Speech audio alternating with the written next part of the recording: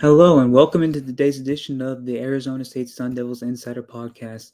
My name is Kevin Hicks. I am the lead beat writer for Arizona State Sun Devils on SI, and I will be joining you today as I have every day for the last week or so and for the foreseeable future on this podcast. As you can see on the banner below me, follow me on X, please, at khicks_21.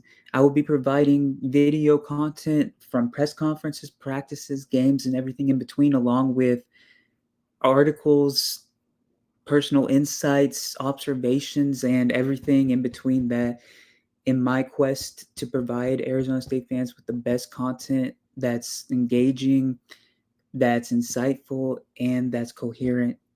I want to do my best possible job to accommodate each and every single fan of the Arizona State program, and I hope I'm doing just that. All right, so without further ado, I'd like to get into today's episode, and I'd like to talk about Kenny Dillingham. He's quite the celebrity in the Phoenix area these days. The Arizona State head coach, obviously 35 years old, one of the youngest coaches in college football, an Arizona native, graduated from Arizona State. This is his passion project, coaching the Arizona State program. And he has done nothing short of a phenomenal job in just under 3 years in this role. But as success grew, his national profile grew, and now he's one of the most likable coaches across all of sports, not just college football. And that has manifested in two appearances today on various media outlets. He was on the Colin Cowherd show, the Herd on Fox Sports 1, and he was on SportsCenter on ESPN, headlined by none other than Matt Berry, who was a graduate of Arizona State himself.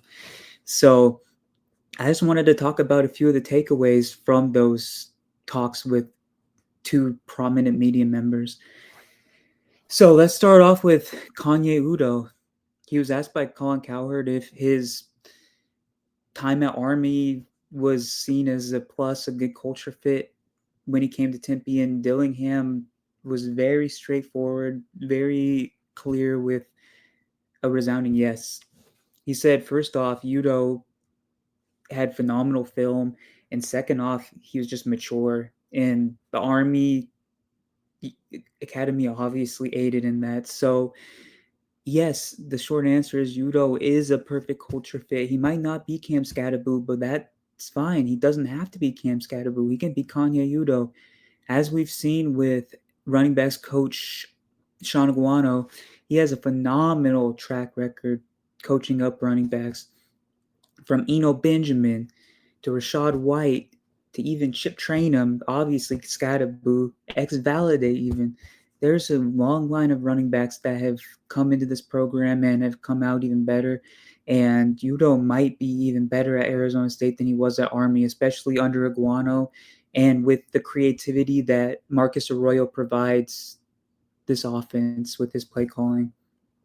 So, although Raleek Brown and Kyson Brown are very talented backs as well, and that should factor into split, the carry split in the offense this year, Udo should still be the primary back, and expect him to have 1,000-yard season if he stays healthy this year. The other thing I wanted to talk about was his glowing endorsement of Sam Levitt. So Colin Cowherd also asked about Levitt and the level of trust between coach and quarterback, essentially how hard will he coach Levitt this year? How lenient will he be in terms of giving freedom to the quarterback on a play-to-play basis? So Dillingham admittedly talked about how much Sam Levitt had improved from week one to the end of the season. And that obviously coincided with getting more freedom, expanding the playbook, giving him more options to audible out of plays. And it really showed at the end of the season. And Levitt has grown so much over the last year. He's considered a Heisman contender for a reason. He's considered an NFL draft prospect for a reason. He's just grown in about every aspect of quarterbacking there is. And Dillingham talked about how one of the most crucial things for Levitt this season and showing the trust between coach and player is giving him more freedom in early downs in the short game. That's really where games are won and lost a lot of the time. If you can gain a 4 or 5 yards on first down whether it's via the run or the pass. Levitt's likely going to have a lot of space to work with in the short game this year. And we don't really know what Kanye Udo can do as a receiver since Army really doesn't pass the ball. But it's possible that he really grows as a receiver this year too, and Levitt could utilize him much like Scadaboo was last year.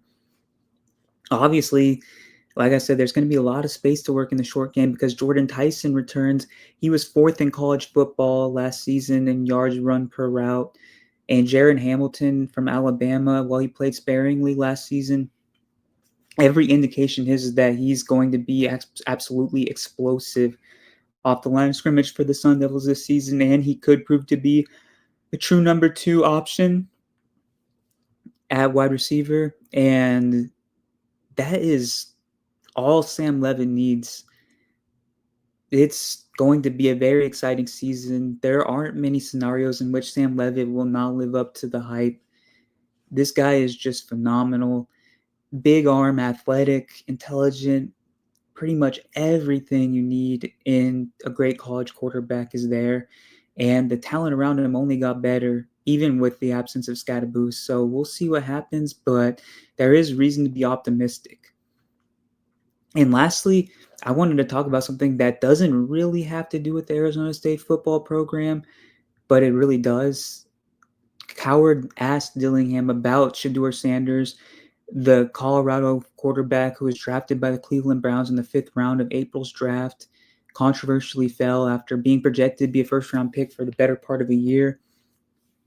Dillingham recruited Shedeur when he was the Auburn OC or Florida State OC, and he had nothing but good things to say about Sanders. He said Sanders' preparation was incredible.